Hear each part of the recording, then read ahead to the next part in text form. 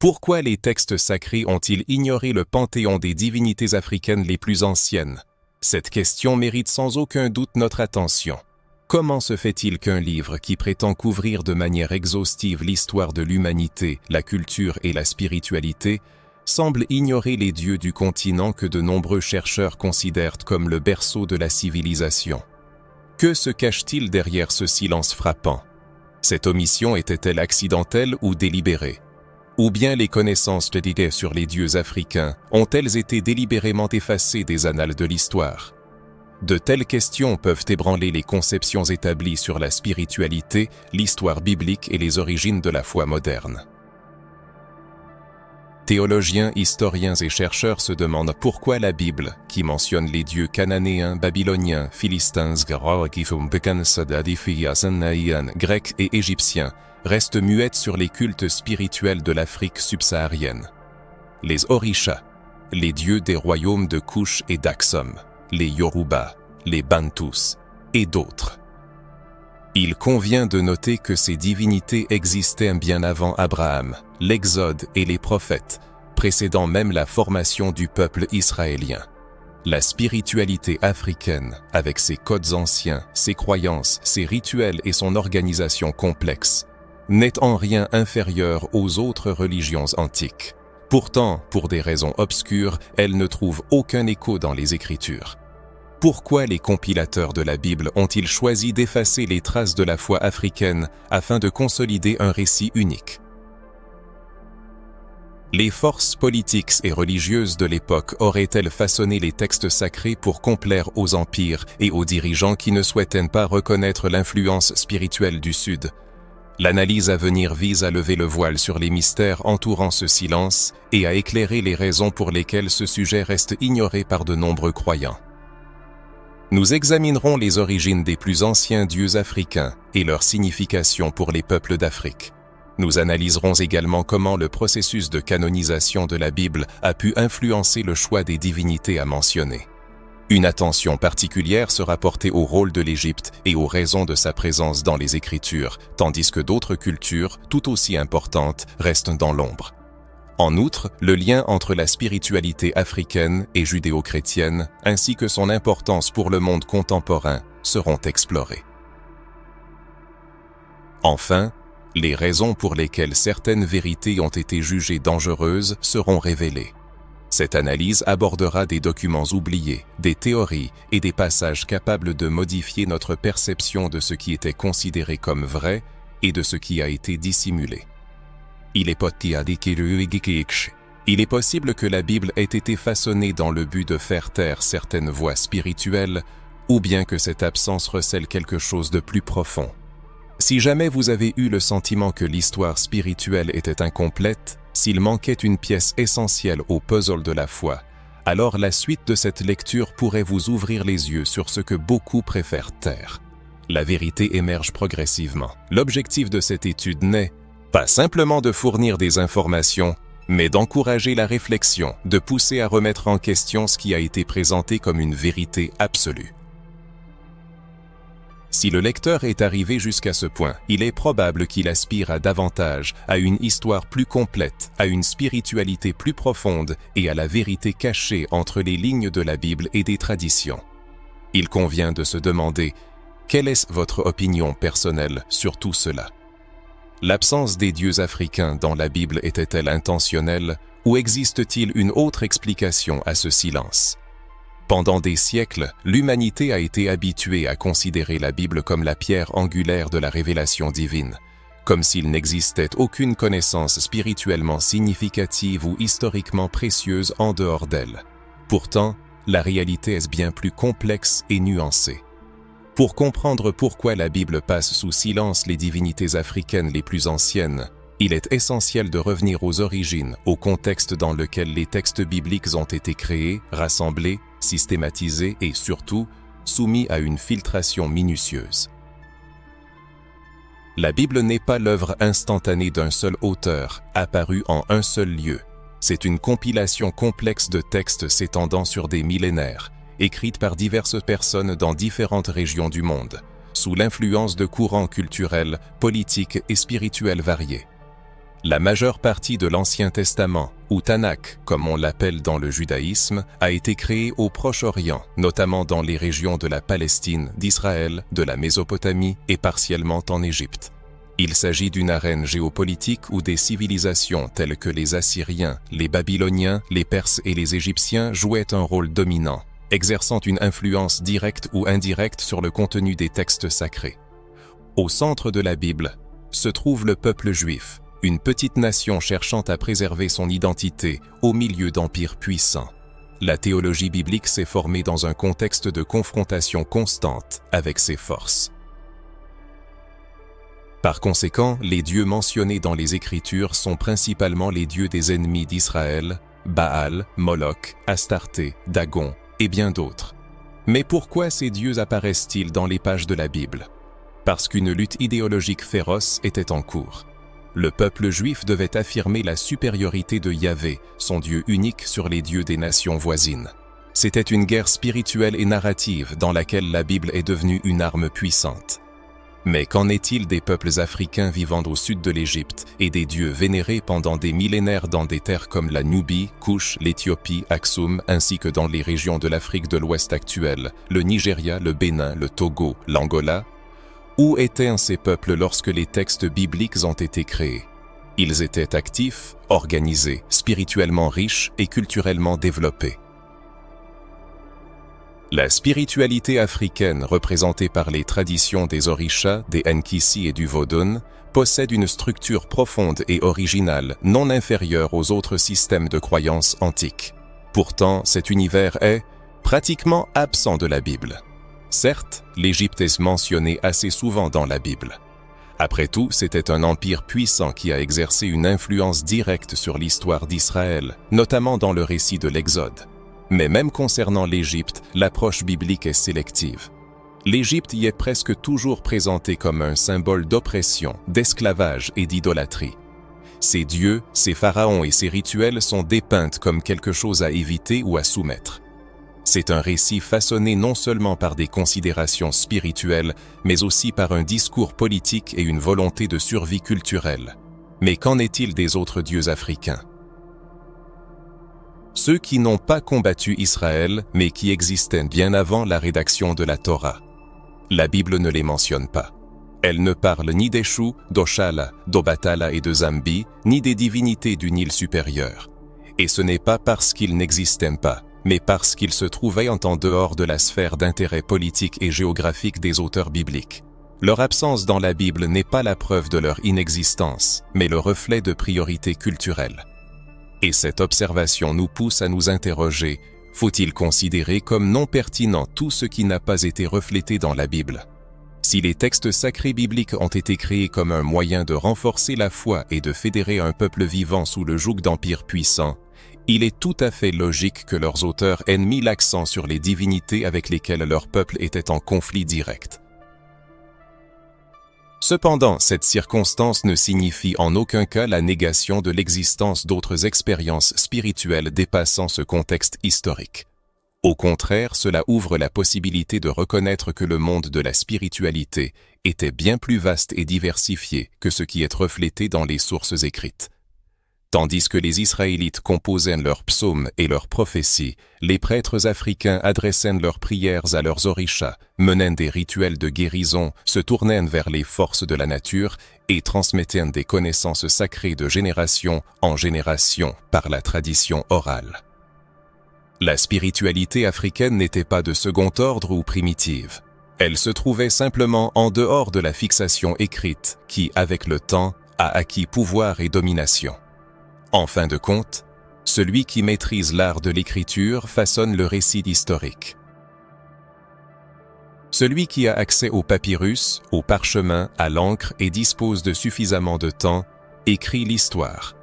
Et celui qui détient le pouvoir religieux et militaire détermine ce qui sera considéré comme sacré et ce qui sera stigmatisé comme paganisme, sorcellerie ou idolâtrie. Le silence de la Bible concernant les divinités africaines n'est-il pas devenu un instrument d'effacement spirituel au fil des siècles? Ce silence n'a-t-il pas été ensuite renforcé par le colonialisme européen qui a utilisé la Bible comme justification pour diaboliser les croyances africaines, présentant les orishas comme des démons et imposant une forme unique de foi? La colonisation n'a pas seulement détruit le patrimoine culturel, elle a aussi provoqué une dévastation spirituelle. Et ce processus a commencé bien avant l'arrivée des navires négriers. Il a débuté lorsque l'expérience spirituelle africaine a été ignorée dans les grands textes sacrés de la civilisation occidentale. Beaucoup de gens craignent encore de soulever de telles questions. Parler des dieux africains peut sembler blasphématoire pour certains, mais en réalité, c'est un acte de libération spirituelle. Cela met en lumière ce qui a été caché sous le voile de siècles de silence, de préjugés et de distorsions. Le but de cette étude n'est pas de manquer de respect à la foi de quiconque. Son objectif est de comprendre pourquoi tant de voix ont été étouffées, pourquoi tant de noms ont été livrés à l'oubli, pourquoi tant de forces spirituelles ont été réduites au rang de mythes insignifiants, alors que leurs équivalents européens ou orientaux sont étudiés, vénérés et même déifiés. Tout ce qui précède conduit à une conclusion importante. La Bible n'est pas un livre neutre. Elle est sans aucun doute inspirée par des forces supérieures, mais elle est aussi le produit d'une époque, d'une culture et d'un peuple spécifique. Elle contient de profondes vérités, mais aussi des silences stratégiques.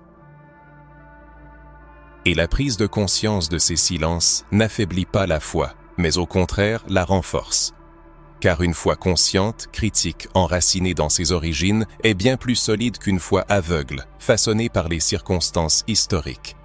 Si jamais vous avez eu le sentiment qu'il manquait quelque chose dans le récit enseigné, si vous avez ressenti des lacunes spirituelles jamais comblées, alors ce texte est pour vous. Réfléchissez. Y avez-vous déjà pensé? Vous êtes-vous déjà demandé pourquoi la théologie chrétienne ignore tant de dieux africains anciens?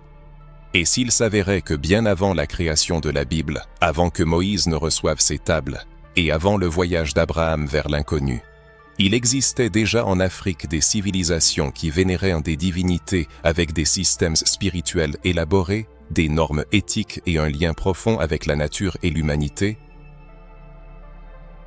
Bien avant le début de la rédaction des récits bibliques, les Africains avaient déjà développé une théologie complexe avec des rituels, des sacrifices, des liturgies, une hiérarchie de prêtres et des conceptions sur l'origine du monde, le destin de l'âme et le sens de la vie. La spiritualité africaine non seulement existait, mais elle prospérait, était ancienne, résiliente et bien structurée. Cependant, ces faits sont absents des pages de la Bible, ce qui nous pousse à nous interroger sur les raisons d'une telle omission. Dans la tradition Yoruba, par exemple, les orishas ne sont pas de simples dieux au sens européen de la mythologie, mais plutôt des forces divines incarnant les aspects fondamentaux de la création. Oshala, par exemple, est l'orisha de la création, de la paix et de la pureté, le créateur des êtres humains. Shango est l'orisha de la justice, du tonnerre et de l'équilibre. Yemanja, la mère des eaux, symbolise l'hospitalité, la fertilité et le début de la vie. Chaque orisha a son domaine, son énergie, ses archétypes, ses couleurs, ses rythmes, ses offrandes et ses rituels. Ce système spirituel complexe dépasse la vision simplifiée de l'idolâtrie, souvent attribuée à ces croyances dans les interprétations occidentales et coloniales. Il ne s'agit pas seulement du peuple Yoruba. Dans le royaume de Kush, qui dominait le Haut-Nil et rivalisait avec l'Égypte elle-même, existait également une riche vision spirituelle du monde. Les Kushites avaient leurs propres dieux et rituels, mais ils influençaient aussi les pratiques égyptiennes et en étaient influencés. Ils croyaient aux forces spirituelles régissant l'ordre du monde et vénéraient les cycles naturels. Les Kushites ont construit des temples, effectué des initiations spirituelles et laissé des inscriptions et des monuments témoignant de leur foi. Pourquoi donc ces croyances anciennes significatives n'ont-elles pas trouvé de reflet dans le récit biblique? L'Éthiopie, autre berceau ancien de la spiritualité, possédait ses pratiques religieuses structurées bien avant l'avènement du christianisme. Certains chercheurs suggèrent que les racines spirituelles éthiopiennes auraient pu influencer les premières formes de judaïsme, compte tenu de la proximité géographique et de la coexistence de ces peuples. La Bible mentionne la reine de Saba, venue d'Éthiopie pour rendre visite à Salomon. Il existe des preuves de temples dédiés aux dieux Astar, Marem, Beher et Meder, associés à la terre, au ciel, au destin et au pouvoir royal. Ces divinités font partie d'une tradition qui a été largement supprimée et oubliée, non pas en raison de son insignifiance, mais parce qu'elle ne correspondait pas au récit dominant. Pourquoi l'ancienneté des croyances africaines suscite-t-elle des inquiétudes dans certains cercles religieux ? Peut-être parce qu'elle remet en question l'idée que la révélation divine a commencé dans le désert avec le peuple juif. Reconnaître que les Africains communiquaient avec le divin bien avant la rédaction de la Torah pourrait perturber les structures théologiques rigides qui placent le monothéisme judéo-chrétien comme point de départ de la vraie foi. L'acceptation de cette vérité ouvrirait la possibilité de reconnaître des formes de spiritualité qui ont été historiquement qualifiées de sorcellerie, de magie ou d'idolâtrie, mais qui sont en réalité des manifestations légitimes du sacré. À cet égard, il est important de souligner que l'affirmation de l'équivalence de toutes les traditions n'est pas l'objectif. Il ne s'agit pas d'une simple comparaison. Il est plutôt suggéré que si les textes sacrés avaient été créés du point de vue de la culture africaine, ils auraient pu offrir une perspective unique sur le divin, la création, l'humanité et la spiritualité. Il est possible que les relations avec la nature, le culte des ancêtres et la cyclicité de la vie auraient acquis une signification plus marquée et sacrée. Il n'est pas exclu que les orishas auraient été considérés non pas comme de fausses idoles, mais comme d'authentiques manifestations de la divinité. Ce qui est communément appelé paganisme aurait pu apparaître comme une sagesse ancienne, transmise de génération en génération avec révérence et respect. Cette thèse nous mène à une question profonde. Qui a le droit de déterminer ce qui est sacré et ce qui ne l'est pas? Qui est habilité à établir les frontières entre le divin et le profane? La Bible est sans aucun doute un livre sacré pour des milliards de personnes. Cependant, elle a été écrite par des hommes dans des conditions historiques spécifiques, avec leurs intérêts personnels et leurs limites. En conséquence, beaucoup de choses ont été omises, de nombreuses voix ignorées et des divinités livrées à l'oubli. Des peuples entiers sont devenus invisibles pour l'histoire officielle de la foi. Cela ne signifie pas que leurs voix se sont tues, mais simplement que quelqu'un a décidé de ne pas les entendre. En nous plongeant dans l'héritage spirituel des peuples africains, un immense vide apparaît dans notre compréhension de la révélation divine. Les divinités africaines n'ont pas émergé en réaction à la foi biblique, elles existaient bien avant elles, guidant les peuples, inspirant les dirigeants, éclairant les prêtres, guérissant les malades et protégeant les communautés. Ces divinités étaient étroitement liées aux éléments, la terre, le feu, l'eau et l'air. Elles s'exprimaient à travers les danses, les chants, les rythmes de tambour, la poésie, le silence, les transes et les visions. Cependant, avec le temps, ces croyances ont été discréditées, diabolisées et marginalisées. Avec l'arrivée des colonisateurs européens, la spiritualité africaine a été présentée comme sauvage, primitive et déficiente. Et, paradoxalement, la Bible a été utilisée pour justifier ce génocide culturel. En même temps, les colonisateurs eux-mêmes recouraient à des amulettes, des croix, des prières et des symboles spirituels hérités de traditions pré-chrétiennes. Mais ces traditions bénéficiaient d'une certaine indulgence, tandis que les orishas étaient persécutés, les Nkisi interdits et le Vodun suscitaient la peur et étaient déformés. Il convient de se demander combien de vérités ont été perdues dans ce processus. Combien d'histoires sont restées inédites? Pourquoi les traditions africaines ne reçoivent-elles pas la reconnaissance qu'elles méritent dans les églises, les écoles et les livres sacrés? N'est-il pas temps d'étudier ces racines plus sérieusement, plus profondément et avec amour? La spiritualité africaine n'a besoin de l'approbation de personne, elle existe parce qu'elle est réelle. Elle palpite dans la terre, dans le corps des gens, dans le sang et la mémoire des ancêtres. Il est peut-être temps de raconter cette histoire, de ramener à la vie ce qui a été étouffé et de poser des questions qui n'ont jamais été posées. Après avoir pris conscience de la profonde spiritualité inhérente aux anciens peuples africains et compris l'importance de l'absence de mention de leur divinité dans les textes sacrés, il est essentiel d'approfondir la question. Il est crucial de comprendre comment la Bible, qui façonne la vision du monde, guide la foi et définit les principes moraux, a été précisément élaborée. Contrairement à l'opinion répandue, la Bible n'est pas apparue instantanément. Elle a été assemblée, systématisée et éditée par des êtres humains dont les décisions étaient dictées par le pouvoir, les intérêts, les influences culturelles et les convictions idéologiques. Pour comprendre pourquoi les dieux africains n'ont pas trouvé de place dans les Écritures, il convient d'étudier attentivement le processus de canonisation, c'est-à-dire la détermination de ce qui deviendra la parole de Dieu et de ce qui sera exclu de la mémoire collective. Un moment important et controversé de ce processus fut le Concile de Nicée, tenu en 325 de notre ère dans l'Empire romain. Ce concile, convoqué par l'empereur Constantin, un leader politique, souligne l'influence des intérêts étatiques sur la formation de la Bible. Le christianisme auparavant persécuté commença à gagner en reconnaissance et devint un instrument de contrôle social. Pour ce faire, il fallait unifier les discours, les doctrines et les interprétations, éliminer les divergences et faire taire tout ce qui s'écartait de la ligne officielle. Une multitude de textes furent exclus, jugés hérétiques et inappropriés.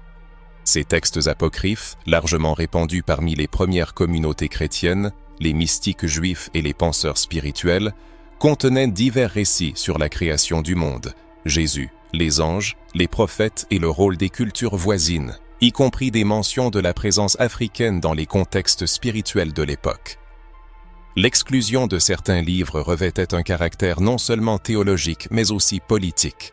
S'il existait une intention d'effacer ou de taire les influences spirituelles africaines, c'était le moment idéal pour le faire. Le Concile, en excluant des textes, déterminait ce qui devait être lu et prêché pendant des siècles, façonnant la vision spirituelle de l'Occident. Et, par conséquent, justifiant les idées de supériorité culturelle, religieuse et ethnique. Si les peuples africains ne sont pas présentés dans les Saintes Écritures comme porteurs de révélations, guides de la divinité et voies spirituelles légitimes, ils commencent alors historiquement à être considérés comme inférieurs, païens, nécessitant conversion et salut. C'est ainsi qu'est apparue la stigmatisation qui a accompagné les traditions africaines pendant des siècles, une stigmatisation du mal, du diable et de l'absence de lumière qui n'est pas née de la spiritualité, mais de la manipulation des textes spirituels. Le processus de formation des canons religieux est une histoire complexe et multiforme, pleine de mystères et d'intrigues, où derrière la révélation divine se cachent souvent des intérêts bien terrestres et des ambitions politiques. En particulier, certains chercheurs suggèrent qu'un certain nombre de textes non inclus dans la Bible ont été rejetés en raison de leur résonance avec les traditions spirituelles africaines. Il s'agit de textes soulignant l'importance des éléments naturels, le lien avec les esprits des ancêtres et la multiplicité des manifestations divines, des idées profondément enracinées dans la religiosité africaine. Cependant, à l'époque de la formation d'un espace religieux unifié au sein de l'Empire romain, de telles idées étaient perçues comme dangereuses et devaient être éradiquées. Ainsi, l'exclusion de certains textes de la Bible aurait pu être dictée non pas par la providence divine, mais par des considérations d'opportunité politique. Au fil des siècles, dans diverses régions du monde, les autorités religieuses ont maintes fois révisé et remodelé les Écritures saintes. La Bible moderne est le fruit d'innombrables corrections, traductions et adaptations. Des versets ont été modifiés, des chapitres omis, et des livres entiers ont disparu sans laisser de traces. Avec eux, des personnes dont les vues spirituelles ne correspondaient pas à la doctrine théologique dominante ont également été effacées du récit. Une question légitime se pose alors, les traditions religieuses assyriennes africaines n'ont-elles pas subi le même sort ? Les dieux, les rituels et les principes moraux et éthiques qui ont guidé des millions d'habitants du continent africain n'ont-ils pas été exclus des textes sacrés simplement parce qu'ils ne servaient pas les intérêts de ceux qui écrivaient en l'histoire ? Cette question est certes dérangeante, mais elle doit être posée. car on ne peut pas expliquer par une simple coïncidence le fait que les divinités africaines soient désignées quasiment absentes d'un livre prétendant offrir une description exhaustive de la relation entre Dieu et l'humanité. Il s'agit d'un continent entier, d'une richesse culturelle, linguistique et religieuse immense qui a été pratiquement ignorée. Cela ne témoigne-t-il pas d'une intention délibérée ou du moins d'une sélectivité opportune? La réponse à cette question ne doit pas seulement être cherchée dans les pages des livres sacrés, mais aussi dans les coulisses de la religion organisée. Elle réside dans les décisions des conciles ecclésiastiques, dans les décrets impériaux, dans les manuscrits et parchemins mystérieux qui n'ont jamais vu le jour. Elle se trouve également dans le silence qui a été imposé aux peuples africains. Un silence qui a commencé par l'exclusion des textes et s'est poursuivi par l'esclavage, la colonisation et l'imposition forcée d'un modèle de foi unique qui proclamait « Votre Dieu est faux, le mien est vrai. Votre culture n'est pas spirituelle, la mienne l'est. Votre tradition est une superstition, la mienne est une révélation. » Cependant, la vérité, éprouvée par le temps, n'est pas si facile à étouffer. Elle transparaît à travers les lignes, se conserve dans les bribes de souvenirs transmis de génération en génération, dans les chants anciens, dans les danses rituelles, dans le regard de ceux qui ressentent encore un lien avec leurs ancêtres. Et cette vérité commence à se manifester à nouveau lorsque nous osons demander « Qui a choisi ce qui devait entrer dans la Bible ? Qui a décidé ce qui était digne d'être lu et ce qui devait être livré aux flammes au nom de l'orthodoxie ?» Et surtout, qui a souffert de ces choix? Si en lisant les textes sacrés, vous vous êtes déjà senti étranger, si vous avez déjà entendu un sermon vous faisant douter de la valeur de vos origines, si vous vous êtes déjà demandé pourquoi votre histoire ne commence qu'avec l'esclavage, alors ce sujet est sans aucun doute pour vous. Car comprendre comment la Bible a été créée nous aide à réaliser pourquoi tant de voix ont été réduites au silence. C'est comprendre comment le sacré a été façonné par des mains humaines et comment cela influence encore notre perception de Dieu, de la spiritualité et de nous-mêmes. À ce jour, il devient évident que la formation du récit biblique a impliqué une sélection d'informations, l'omission de certains faits et l'établissement d'orientations dictées, non seulement par des motifs spirituels, mais aussi par des motivations profondément politiques et culturelles. Dans ce scénario historique, une figure significative est constamment présente dans les pages des Écritures, le grand, mystérieux, spirituellement développé et historiquement important. Égypte. Cependant, une question légitime se pose. Pourquoi l'Égypte est-elle presque toujours présentée sous un jour négatif dans les textes bibliques? Pourquoi cet ancien empire, l'un des plus grands centres de sagesse spirituelle, est-il dépeint comme un symbole d'oppression, d'idolâtrie et de rébellion? Il est important de comprendre que l'Égypte n'était pas simplement l'un des nombreux royaumes. Pendant des siècles, elle est restée un gardien éminent de la connaissance spirituelle, scientifique, architecturale et sociale. Les prêtres égyptiens possédaient une connaissance approfondie de l'astronomie, de l'alchimie, de la médecine, du symbolisme sacré et des pratiques spirituelles qui attirent encore aujourd'hui l'attention des chercheurs du monde entier. La civilisation égyptienne se distinguait par une structure spirituelle développée, une théologie comprenant la cyclicité de la vie, de la mort et de la renaissance, ainsi qu'un système de croyances fondé sur des dieux personnifiant les forces de la nature, les aspects psychologiques et les dimensions cosmiques. Les Égyptiens réfléchissaient à l'âme, à l'esprit, au jugement post-mortem et à la vie éternelle. Beaucoup de ces concepts se retrouvent également dans la Bible. Cependant, aussi paradoxal que cela puisse paraître, dans les textes bibliques, les mentions de l'Égypte sont presque toujours teintées de connotations négatives. La question se pose, cette représentation déformée est-elle purement symbolique, comme certains l'affirment, pensant que l'Égypte représente les tentations mondaines, le péché et la prison spirituelle? Ou bien avons-nous affaire à une manipulation historique plus profonde, visant à effacer, discréditer et diaboliser une culture spirituelle qui aurait pu représenter une menace pour l'affirmation d'un nouveau système religieux? En y regardant de plus près, il devient évident que dans la Bible, l'Égypte apparaît principalement comme un lieu d'esclavage. C'est là que le peuple d'Israël subit souffrance et humiliation et se voit privé de la possibilité d'adorer son Dieu. C'est de là que Moïse doit faire sortir les Hébreux pour qu'ils puissent atteindre la terre promise. Pharaon est le principal antagoniste et les plaies d'Égypte servent de punition. Les dieux égyptiens sont vaincus par les actes miraculeux de Yahvé. Toute cette construction poursuit un objectif clair: présenter le Dieu d'Israël comme plus puissant que toutes les divinités d'Égypte. Cependant, il y a une certaine étrangeté dans ce tableau. Malgré les critiques à l'égard de l'Égypte, la Bible l'utilise comme une sorte de référence. Moïse, éduqué en Égypte, dans ce pays. Jésus, selon les évangiles, a été emmené en Égypte dans son enfant.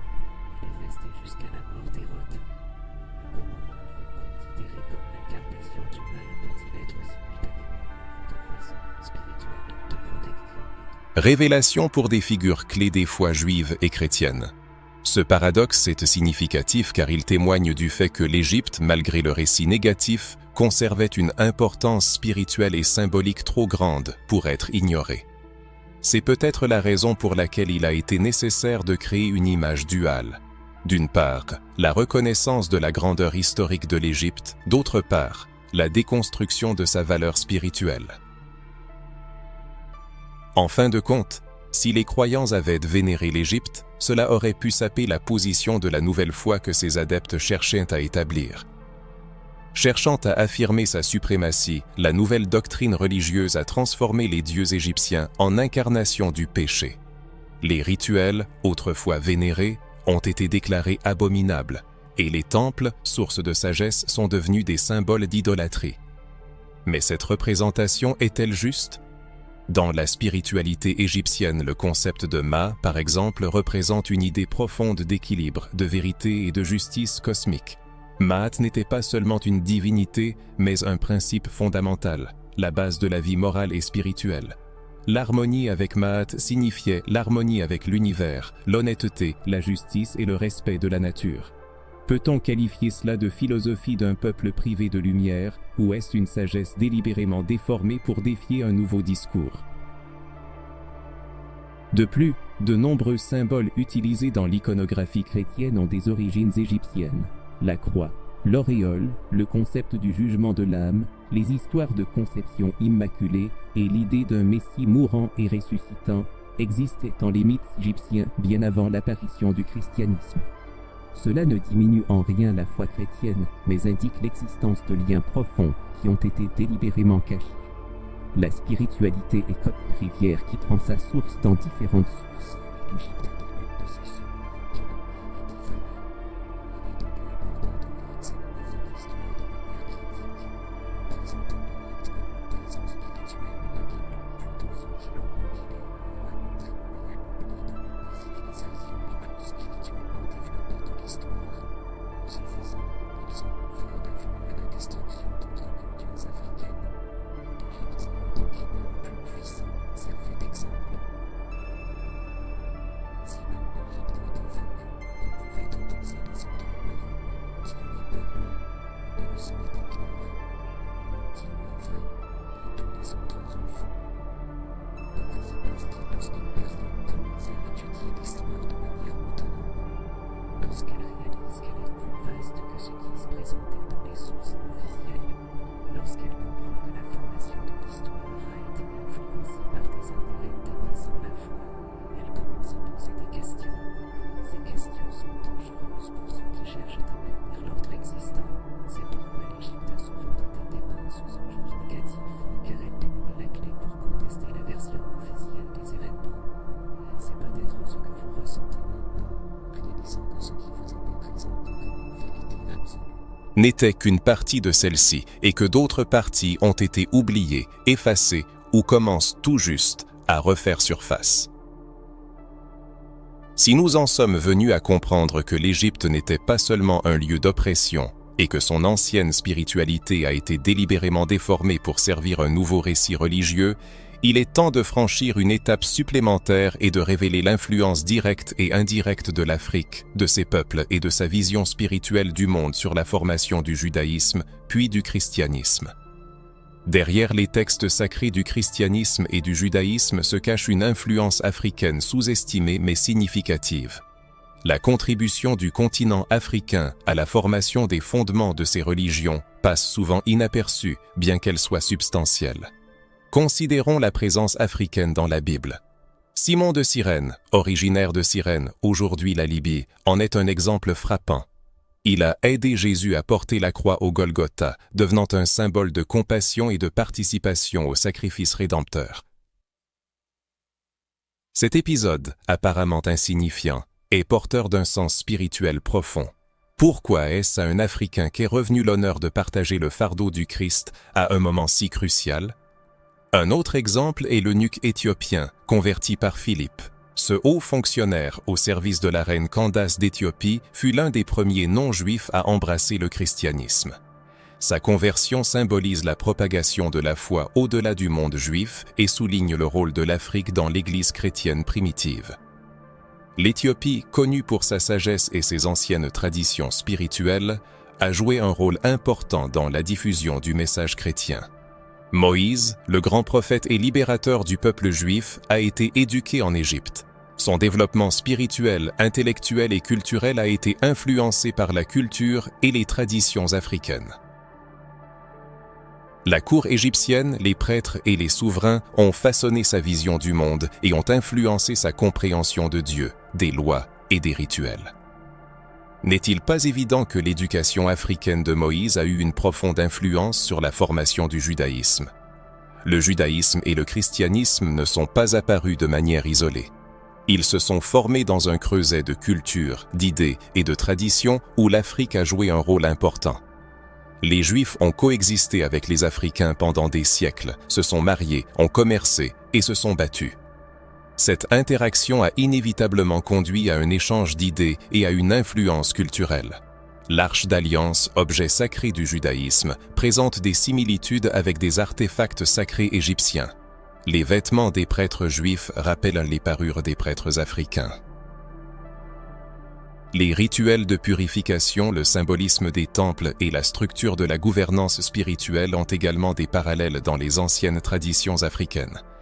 Est-il possible que la révélation unique qui nous est présentée soit une adaptation et une réinterprétation des connaissances existantes dans le contexte de l'expérience d'un peuple cherchant son identité? Reconnaître l'influence africaine ne diminue en rien la Bible, mais enrichit son histoire. Cela montre que le sacré a toujours été en mouvement, en dialogue avec différentes cultures et langues.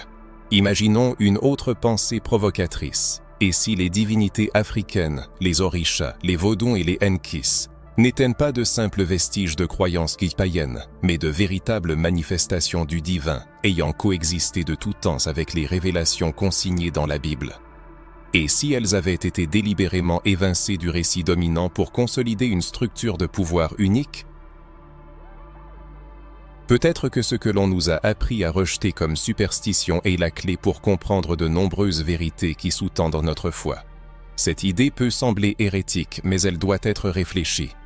L'influence de la spiritualité africaine sur le judaïsme et le christianisme n'est pas une invention d'activistes modernes. Elle se retrouve en filigrane dans les textes sacrés, dans le destin des personnages bibliques, dans les chroniques historiques, dans le symbolisme, dans les parallèles liturgiques et dans les liens spirituels qu'il n'est plus possible d'ignorer. Le problème est que pendant des siècles, ces liens ont été délibérément passés sous silence, comme si la foi chrétienne et la pensée juive étaient apparues dans un isolement stérile sans subir l'influence d'autres cultures. Mais c'est un mensonge. Un mensonge qui a privé les Africains de leur juste place au centre spirituel du monde. Un mensonge qui a fait que des millions de personnes noires ont grandi avec la conviction que leur héritage spirituel était déficient, impur et digne de mépris.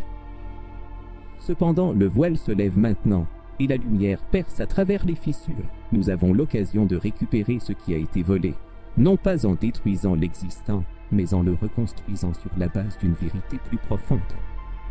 Nous pouvons regarder le passé avec un regard plus ouvert, plus libre et plus conscient. Comprendre que la présence des Africains dans la Bible n'était pas accidentelle, elle était essentielle.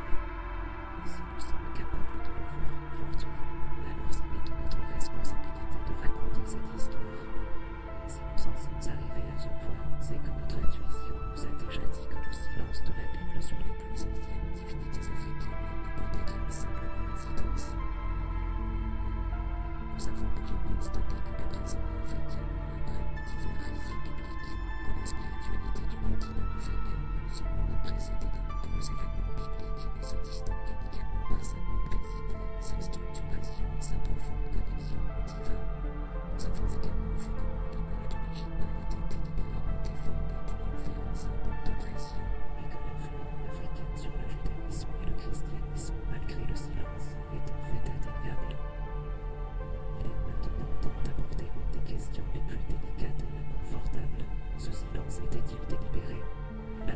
pourrait être plus douloureuse que l'on ne l'attendait. Oui, il existe des preuves solides que l'effacement spirituel et culturel des peuples africains a été méticuleusement planifié au fil des siècles, non seulement par la religion, mais aussi et surtout par la politique, la colonisation et la soif de domination sur eux. Les corps et les esprits. Ce qui a été tu dans les Écritures a également été tu dans les écoles, dans les églises, dans les universités, dans les manuels d'histoire et dans les structures de pouvoir. Mais reconnaître ce fait n'est pas une attaque contre la foi, c'est un acte de justice envers ceux qui ont été privés de leur dignité humaine parce qu'ils ne correspondaient pas au récit dominant. Un regard sur le passé à travers le prisme du récit spirituel. Après le triomphe du christianisme dans l'Empire romain et son élévation au rang de religion d'État, un besoin pressant d'unifier tout est apparu, de la doctrine et du comportement à la liturgie, aux croyances et surtout aux symboles de pouvoir. Dans le cadre de cette consolidation religieuse, tout courant spirituel échappant au contrôle ecclésiastique était perçu comme une menace potentielle. L'Afrique, avec ses rituels, ses danses, ses tambours, sa vénération des ancêtres, de ses orishas, Enkis et Vodons, ne cadrait en rien avec le modèle européen, romain, hiérarchique et dogmatique.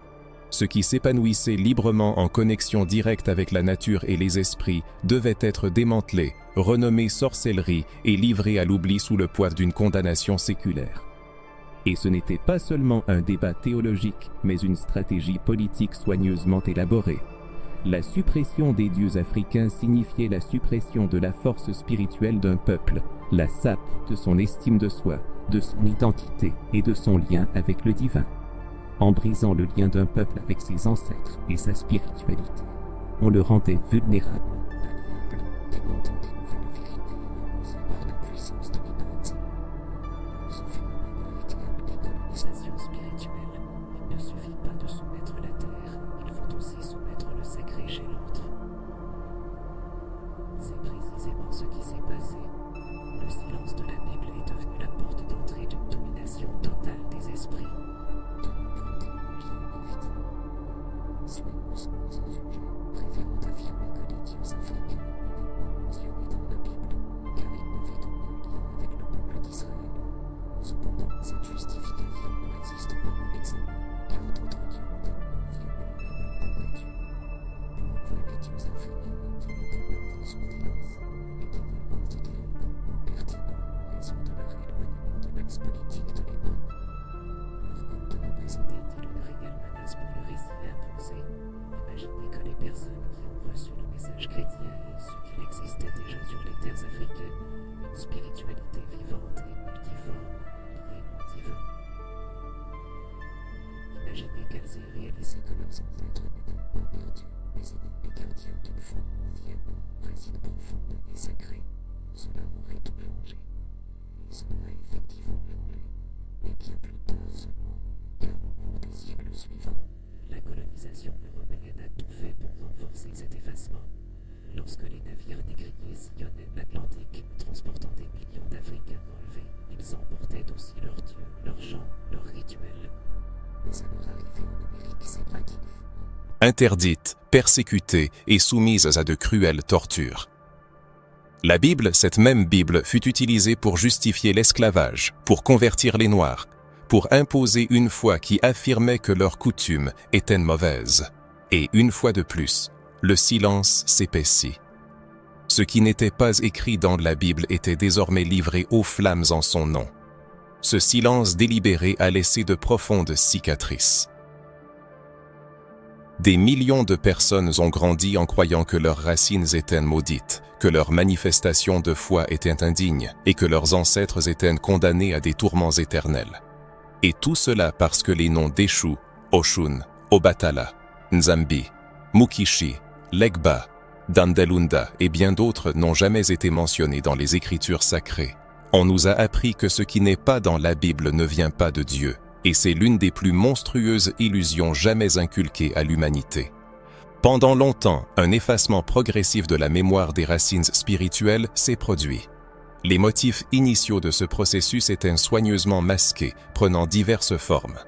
D'abord, cela fut présenté comme une révélation divine, puis comme une doctrine cohérente, ensuite comme une théologie systématisée, et enfin comme la civilisation elle-même, et même le progrès. Cependant, à la base de tout cela se trouvait une volonté de contrôle, de définir qui avait le droit de parler au nom du divin, ce qui devait être considéré comme sacré et ce qui était péché, et, surtout, qui devait garder le silence face à tout cela. Mais les voix des ancêtres ne peuvent être réduites au silence pour toujours. Leur mémoire vit et vibre en nous.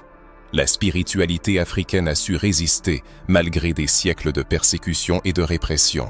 Et aujourd'hui, nous assistons à sa renaissance, un éveil collectif qui pousse des milliers de personnes à remettre en question les dogmes établis, à se tourner vers leurs racines avec amour et la compréhension que la foi n'est pas une entrave mais une liberté, que la spiritualité n'est pas la négation de l'histoire, mais son honneur. Le sacré ne se limite pas aux pages de livres approuvés par des empereurs ou des conciles ecclésiastiques. Il vibre dans chaque battement de tambour, dans chaque feuille sacrée, dans chaque chant ancestral. C'est peut-être pour cela que l'auditeur est ici, en ce moment. Peut-être que quelque chose à l'intérieur a toujours suggéré qu'il y avait quelque chose de faux dans ce qui était enseigné, que le silence criait plus fort que les mots. Et maintenant, enfin, cela commence à prendre sens. Si le silence était délibéré, alors l'éveil doit être conscient, profond et résolu. Personne ne pourra rendre la dignité spirituelle au peuple africain si nous ne décidons pas nous-mêmes de la récupérer. Et voici que vient le moment clé, parler de la spiritualité africaine aujourd'hui. Jusqu'à présent, il a été question du passé, des distorsions et de l'oubli. Mais que se passe-t-il maintenant? Que continuent d'enseigner les traditions spirituelles africaines? Comment ces pratiques ancestrales ont-elles pu survivre au temps, aux persécutions et aux tentatives d'éradication? Et, surtout, contredisent-elles réellement la Bible, comme on nous l'a toujours fait croire? Ou, au contraire, la complètent-elles d'une manière profonde, voire divine? Tout d'abord, il est essentiel de comprendre que la spiritualité africaine n'a jamais disparu. Elle a peut-être changé de forme, est passée dans la clandestinité, s'est cachée à travers de nombreuses périodes historiques, mais elle a continué à vivre dans la terre, dans les forêts, dans les ogoos, dans les danses, dans les feuilles sacrées, dans les noms sacrés qui se sont transmis de bouche à oreille de génération en génération. Elle n'a pas été détruite, elle a été réinterprétée. Et cette réinterprétation est en soi un miracle de résistance. Le lien avec les orishas, les Vodans et les Kissi, avec les esprits et les ancêtres n'a jamais été rompu. Et ce lien est vivant aujourd'hui encore. Mais qu'est-ce que ces traditions nous enseignent exactement aujourd'hui? Que révèlent-elles que la culture occidentale a peut-être manqué ou refusé de reconnaître? Que peuvent-elles offrir à ceux qui recherchent une spiritualité authentique liée au corps, à la nature et à l'esprit? Les traditions africaines nous enseignent qu'il n'y a pas de séparation entre le spirituel et le matériel. Tout est sacré, la nourriture, la musique, la danse. Le battement du tambour est une prière, une feuille possède un pouvoir, l'eau a une énergie, le corps et le mouvement sont des conducteurs de l'énergie divine. Contrairement à la vision dualiste apportée par les théologies occidentales qui opposent l'esprit et le corps, l'âme et la matière, la spiritualité africaine perçoit l'unité. Tout est interconnecté. Et cette connexion n'est pas abstraite, elle se manifeste dans la vie quotidienne, dans chaque geste, dans chaque rituel, dans chaque salutation. Dans les enseignements spirituels de l'Afrique, un respect profond pour les ancêtres, pour ceux qui ont précédé la génération actuelle, occupe une place particulière.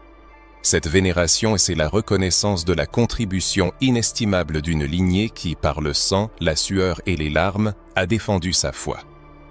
Louer les ancêtres n'est pas un culte macabre de la mort, comme les critiques tentent de le présenter, mais plutôt une reconnaissance de la sagesse et de l'expérience des générations passées. C'est un rappel que la génération actuelle n'est pas seule, que les ancêtres continuent d'être présents de manière invisible, guidant, conseillant et inspirant les vivants. Cela ne fait-il pas écho à l'image biblique de la nuée de témoins qui nous observe aux mentions des patriarches, des prophètes et des saints? Le respect des ancêtres ne contredit pas la foi chrétienne, il l'enrichit plutôt. Un autre aspect important de la spiritualité africaine est la recherche de l'harmonie avec la nature, de la percevoir non pas comme une ressource inanimée à exploiter, mais comme une partie vivante et intégrante du cycle spirituel. Une rivière n'est pas seulement un cours d'eau, elle a son esprit. Un arbre possède une force puissante. Le vent apporte des messages, le feu transforme. La terre donne un support, la nature est vivante, elle parle, répond et enseigne. Un tel respect n'est pas une superstition primitive, mais une sagesse profonde. Une sagesse qui se reflète dans les premiers chapitres de la Bible, qui racontent le jardin d'Éden, Dieu marchant au crépuscule avec l'homme, la terre nécessitant des soins et non une domination. Malheureusement, avec le temps, l'avidité a supplanté le soin, et la spiritualité africaine est restée l'une des rares à avoir conservé cette conscience écologique sacrée. Peut-être l'un des enseignements les plus profonds de la spiritualité africaine réside-t-il dans la reconnaissance de la diversité des manifestations de Dieu. Les orishas ne sont pas des dieux au sens polythéiste imposé par la culture européenne, mais plutôt des énergies, des chemins, des expressions du divin. Ils sont comme les rayons d'un même soleil, ne se faisant pas concurrence, n'exigeant pas d'exclusivité, n'imposant pas de dogme. Ils représentent différents aspects de la création et de la vie humaine. Omoluaye symbolise la maladie et la guérison, Oshosi la chasse et la connaissance, Ogun le travail et la force, Oshun la fertilité et l'amour. Chaque orisha exprime ce qui est également présent dans les Saintes Écritures, mais sous une forme plus symbolique et codifiée. Lorsque Jésus guérit, il manifeste l'énergie d'Omoluaye. Lorsqu'il lutte contre l'injustice, il agit par la force d'Ogun. Lorsqu'il parle d'amour universel, il parle de la voix d'Oshun. Ils ne sont pas opposés mais parallèles, ce sont des chemins qui se croisent dans la recherche d'un créateur unique. Pourquoi tant de gens considèrent-ils ces traditions comme incompatibles avec la Bible? Parce qu'on leur a appris à les regarder avec peur, à juger ce qu'ils ne comprennent pas, à craindre ce qui n'a pas été approuvé par une théologie eurocentrée. Mais maintenant que les ténèbres de l'ignorance se dissipent et que la lumière de la conscience s'allume, il est temps de regarder le monde avec des yeux différents. Peut-être que ce qui était présenté comme le mal n'était qu'une altérité, et c'est précisément cette altérité qui a conduit à la diabolisation. À la base, la spiritualité africaine ne nie pas l'existence d'un Dieu suprême. Au contraire, elle repose sur la croyance en un créateur unique, appelé Olodumare, Zambi, Nzambi Pungu, Mahu, Rug. Différents noms désignant la même idée d'un créateur souverain, source de toute vie. Seule la manière de s'adresser à ce créateur diffère, et ce n'est pas une menace mais un enrichissement. Par conséquent, si vous avez grandi dans la foi, entendant que les orishas sont des démons, les rituels africains de la sorcellerie et les terreiros des lieux dangereux, prenez une profonde inspiration et permettez-vous de voir le monde d'une nouvelle manière. Demandez-vous ce qu'il peut y avoir de menaçant dans un système spirituel qui enseigne l'amour, le respect, l'harmonie et la connexion. N'est-ce pas cette force qui a effrayé les colonisateurs? N'est-ce pas cette autonomie spirituelle qu'ils devaient détruire pour imposer un système basé sur l'obéissance aveugle plutôt que sur la sagesse ancestrale? Dans les traditions africaines, une sagesse primordiale peut être même plus proche de l'esprit de l'enseignement de Jésus que de nombreuses doctrines religieuses modernes. En effet, Jésus s'est toujours adressé aux démunis, à manifester de l'attention envers les souffrants, les rejetés et les opprimés. Il ne craignait pas le contact physique, utilisait des éléments naturels dans ses miracles, communiquait avec les parias, participait aux fêtes, dansait, pleurait, mangeait et guérissait. Tous ces éléments se retrouvent dans les rites de l'accès, dans les cercles d'Inanda, dans les rituels du candomblé et dans les pratiques bantoues. Dans une spiritualité vivante, tangible, joyeuse, profondément humaine et à la fois divine.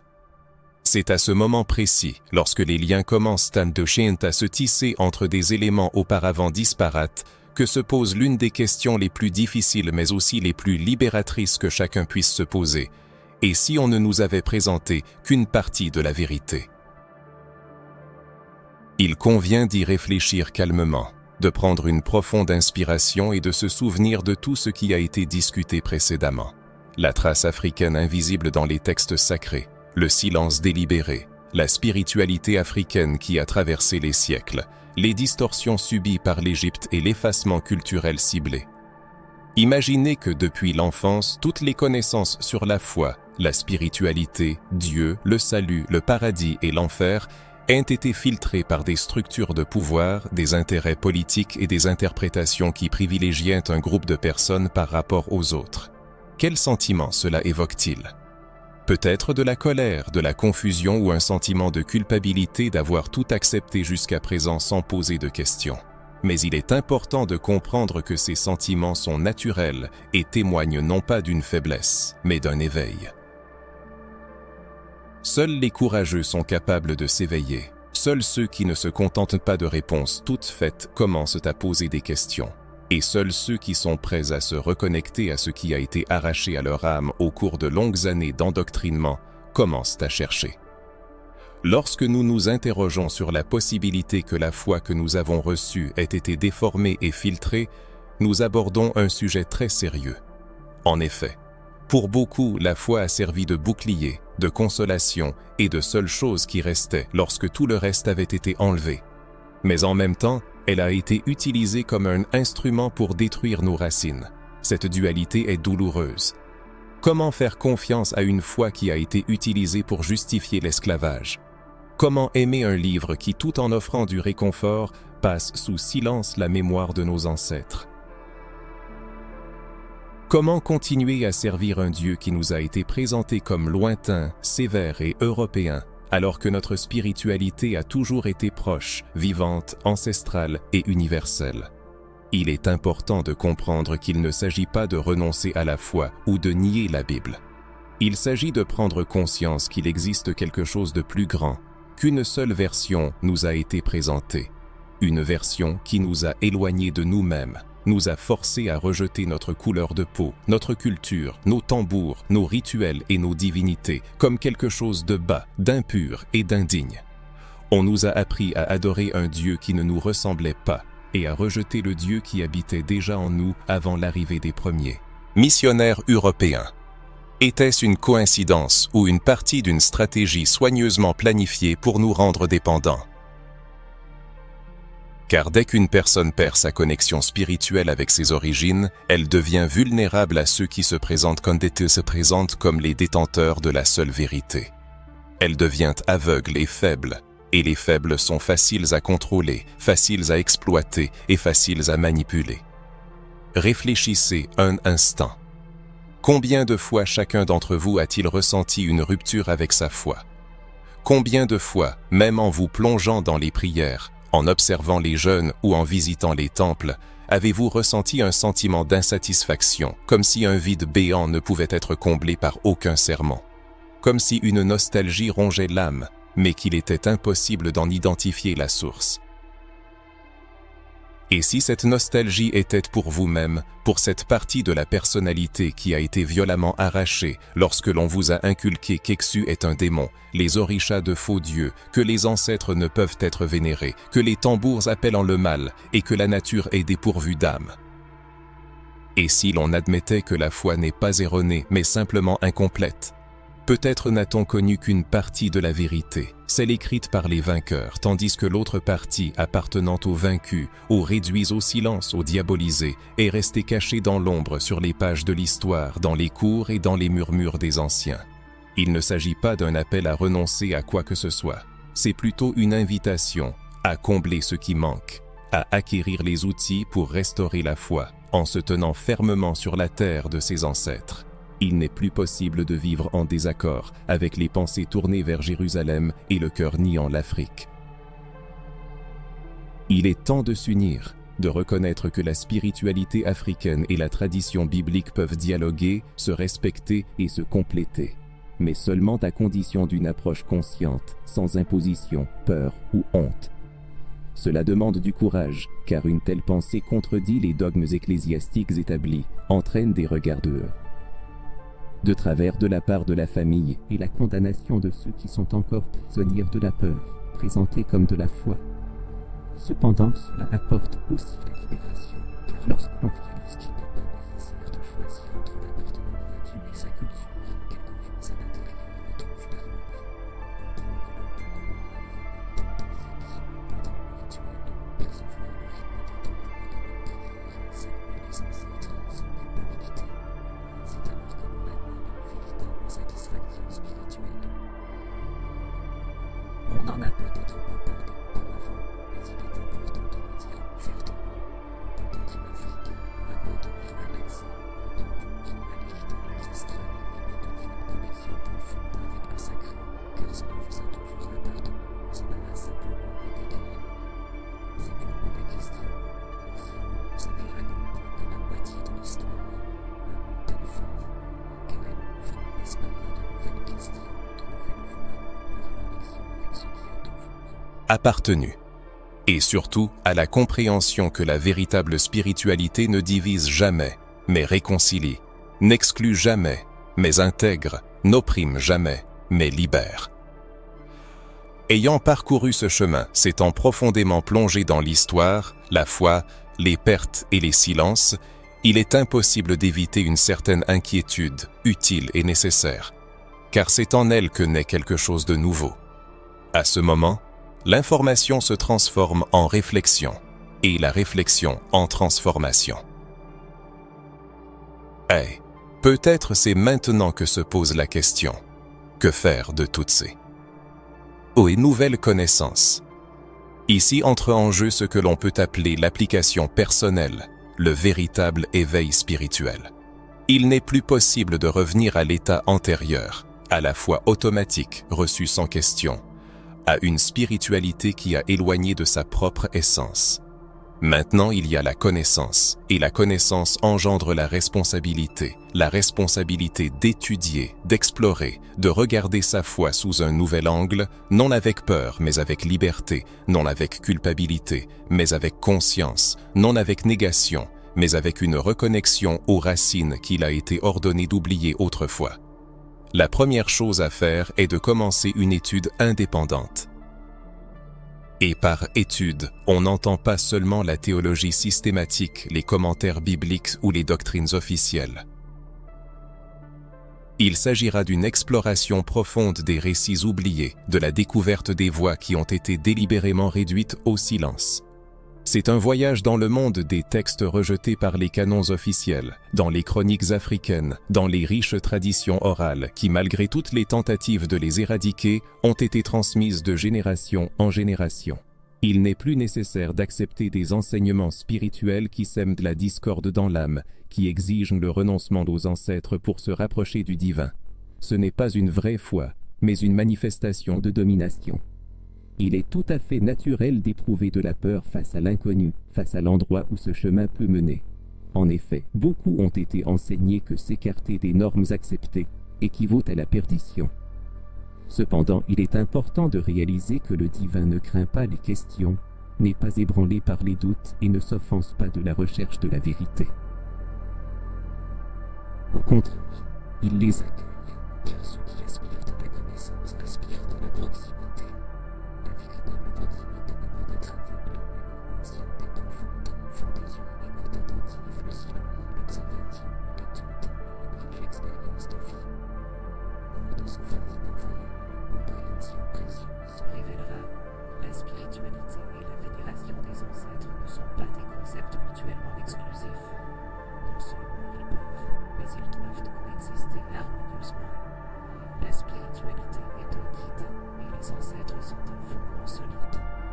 Nous n'allons pas longtemps, mais ça nous forme mutuellement.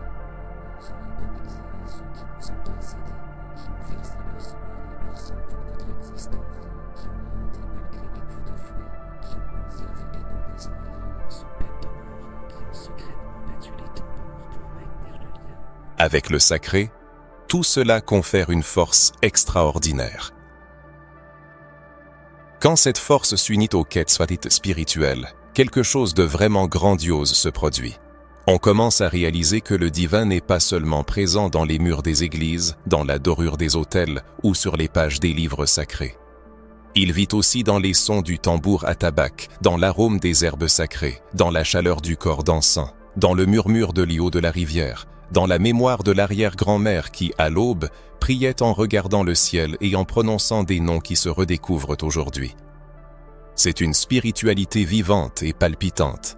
Cet éveil spirituel n'est pas un choix entre deux camps, ce n'est pas un renoncement à ce qui a soutenu dans les moments difficiles, mais un élargissement des horizons, la prise de conscience que le divin transcende tous les systèmes, que le sacré ne se limite pas à une seule doctrine, qu'il existe une multitude de chemins vers la lumière. Peut-être que le chemin qui convient parfaitement à l'âme est beaucoup plus proche qu'il n'y paraît, caché à l'intérieur et attendant d'être activé. Il est important de comprendre que ce chemin est strictement individuel. Personne ne peut le parcourir à la place d'un autre. On ne peut qu'indiquer la direction, partager des découvertes, mais en fin de compte, chacun doit lui-même ouvrir le livre, se mettre en route, écouter la voix des anciens, communiquer avec les initiés, visiter les lieux où les ancêtres vivent encore, même dans le silence. Et quand cela se produira, on se sentira entier comme jamais auparavant. On comprendra qu'il n'est plus nécessaire de choisir entre Jésus et Oxala, entre Yahvé et Zambi, entre la Bible et le tambour.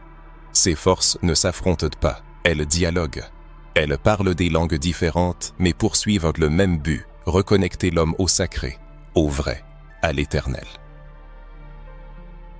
Il s'agit d'un véritable éveil spirituel qui n'exige pas le renoncement à ses propres convictions, mais les invite à être repensés, en s'appuyant sur la vérité personnelle, les particularités culturelles et la mémoire historique. Une spiritualité qui ignore le lien avec les ancêtres est déficiente et, avec le temps, affaiblit la personne. La vraie foi naît d'une union harmonieuse de l'expérience spirituelle et de la vénération de la mémoire des ancêtres, ce qui guérit, élève et libère. Peut-être le plus grand don de ce message est-il la permission de se redécouvrir, d'embrasser son véritable être, à la fois spirituel et lié à ses racines historiques. C'est une permission que personne n'avait donnée auparavant. Si, en lisant, vous avez ressenti un écho intérieur, si des souvenirs ancestraux se sont éveillés, cela signifie que vous avez pris conscience que vous n'êtes pas seul dans votre quête. Cela fait partie d'un mouvement collectif visant à revenir aux origines oubliées, à sauver ce qui a été tenté d'être détruit. Tout commence par la décision de rejeter une foi déformée, par la volonté d'étudier, de chercher, de découvrir de nouvelles choses et surtout d'être entier. Une immersion encore plus profonde dans le thème de l'identité spirituelle est à venir. Il est important d'être prêt pour de nouvelles découvertes, car l'éveil ne fait que commencer. Si le lecteur est arrivé jusqu'ici, cela signifie que quelque chose d'important et de beau s'éveille en lui. Tout le monde n'est pas prêt à parcourir ce chemin jusqu'au bout, à affronter des vérités profondes et à poser des questions avec un cœur ouvert. C'est pourquoi une sincère gratitude est exprimée au lecteur d'avoir parcouru ce chemin jusqu'au bout. Nous vous invitons à faire partie de ce mouvement de sauvegarde et de prise de conscience qui élargit les frontières de l'esprit, de la foi et du lien avec les ancêtres. Si le texte a touché votre âme, cela témoigne de votre enracinement, de votre engagement envers l'éveil, et peut inspirer d'autres personnes à suivre ce chemin. Cela aidera à transmettre l'information à ceux qui sont prêts à se souvenir de qui ils sont. Beaucoup d'autres choses intéressantes sont à venir, qui approfondiront ce sujet et ouvriront les yeux sur de nombreuses choses.